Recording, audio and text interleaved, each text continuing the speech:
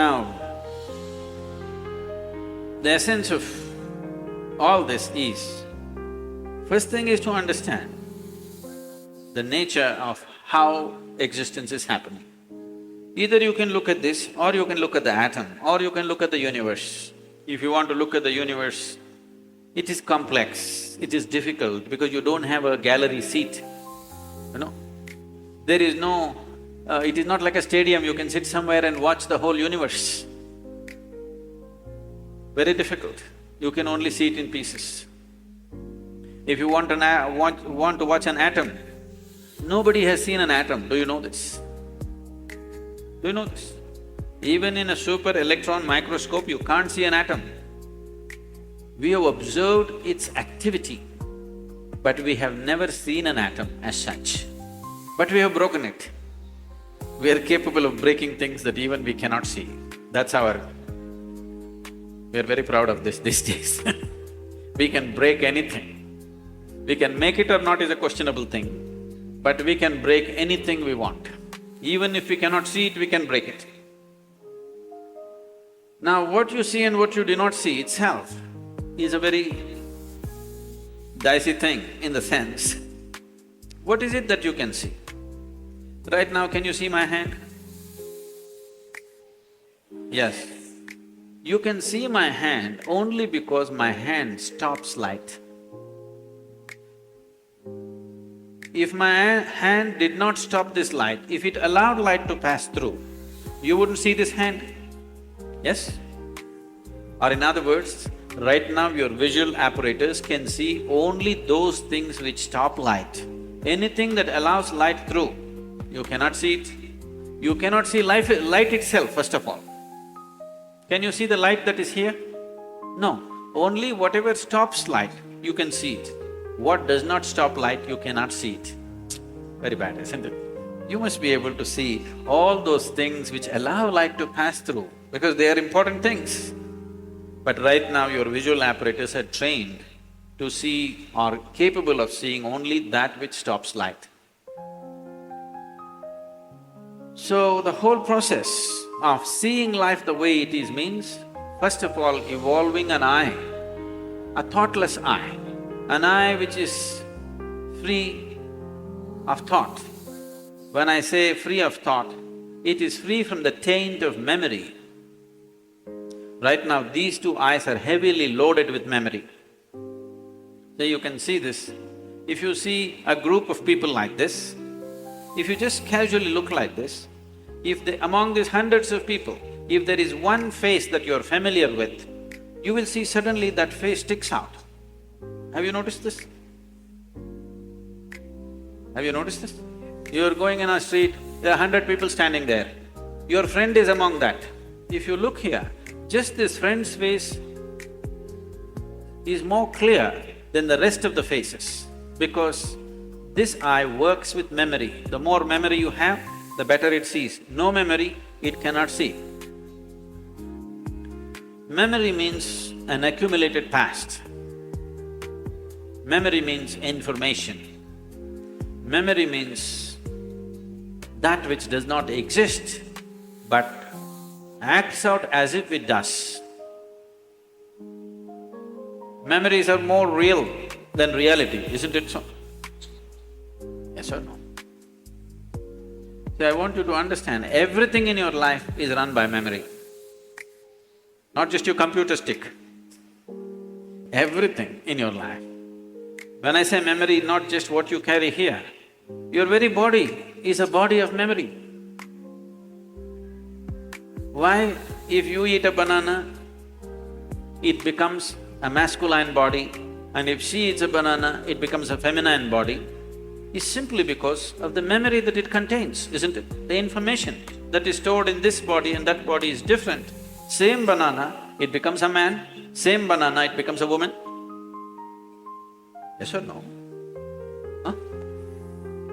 Are you eating different types of bananas? Same thing, same food if you eat, it is becoming one way.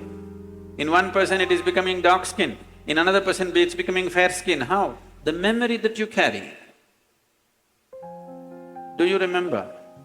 your great-great-great-great-great-grandfather? You don't. But his nose is sitting on your face. Your body remembers, isn't it? You may not have no idea who it was, but your body remembers even today. 1,000,000 years ago, how your forefathers were, still it remembers, isn't it? So what you call as my body is just a body of memory. And eyes are loaded with memory. An eye which is loaded with memory, an eye which is corrupted with memory, cannot see anything the way it is. It will only see things as it is convenient because the software is working from inside. It will not allow you to see anything the way it is. This is what traditionally we are referring to as karma. It is there in your body, it is there in your energies, it is there in the way your chemical reactions happen, it is there in your brain, it is there in your mind, it is there in everything. In the very physical energy that you carry, there is memory because you will see each person's energies behave differently from the other simply because of the type of memory it carries. If you want to get rid of this, it's a long process. And if you get rid of this, dismantling of the personality and the body will happen. So another way is to create a distance from it. Just hold it little away. When you want to play with it, you play with it. When you want to switch it off, you must be able to switch it off. So for this, an external view is needed.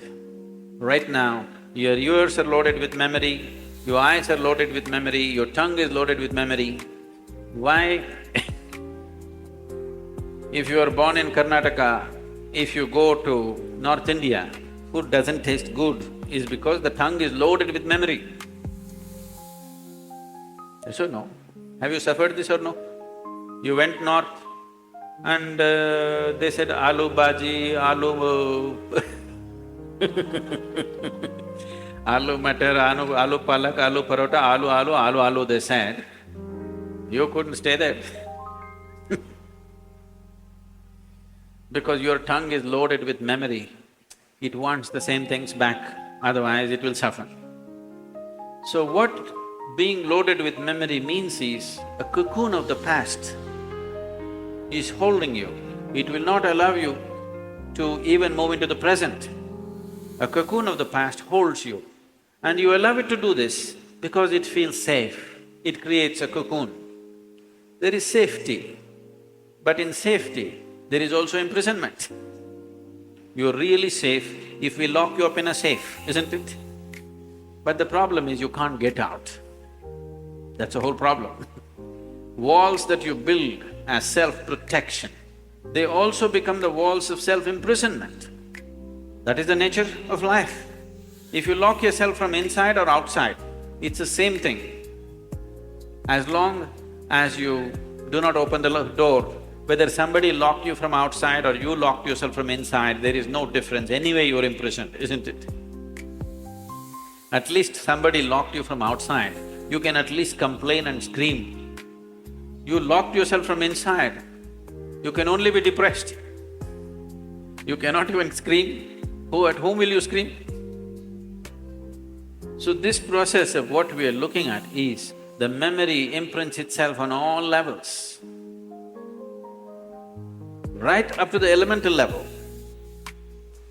From the 5 elements which function here, from just after that, memory's work starts. So when we utter the word karma, it is not one simple formula, or it's not, people are saying theory of karma. We are not talking about any theory. We are referring to a certain reality. Karma means memory, action and memory. Past action exists only in the form of memory, isn't it so? Yes? Memory, not just what you carry here. Every cell in the body carries its own memory. Why one atom behaves differently from another atom, though the same ingredients is, it has a memory. A hydrogen atom has one kind of memory, oxygen atom has another kind of memory. Unless you mix them up, they will continue to behave like that. It is in a small circle, you are in a little larger circle. The universe is in a much larger circle, but the same memory rules all of it. So when we said karma, we are not talking about some concept or philosophy, we are referring to a certain reality which is finding manifestation as who you are. The very shape of your body is because of memory. If a bird eats a mango, it becomes a bird. If a worm eats a mango, it becomes a worm. If you eat a mango, you become a human being. Same mango, how many things it's doing, depending upon what kind of memory it carries, isn't it? What you call as a seed, if you plant the same seed, if you plant a seed in the same soil, here you plant a mango tree, here you plant an apple tree, in the same soil, this will only produce apples, this will only produce mangoes. I know there is a newspaper picture where a jackfruit has become bananas, that's different. Yes? You saw this? Are you all from Bangalore or Devanahalli?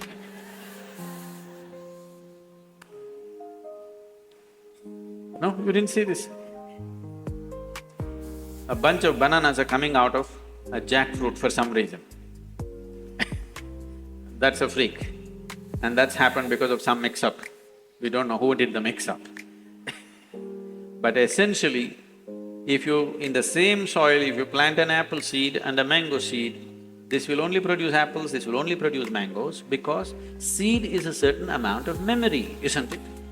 Whether it is a seed of a plant or your father's seed which entered your mother's womb, it is just memory and memory and memory, isn't it so? This is karma, and this goes right back, right up to the elemental level. Everything is memory. Only the pure element is free from memory. So the idea, when we're starting off Bhutesha, because that's the most important thing, that he mastered the elements, that's why we bow down to him, because he mastered the elements, he has an eye which has no memory, a taintless eye which sees everything just the way it is. So yoga essentially means developing an eye which is not contaminated by memory, which simply sees. It does not see things the way your memory perverts it. It simply sees everything the way it is. This eye will see those things which do not stop light. Right now, these two eyes can only see what stops light.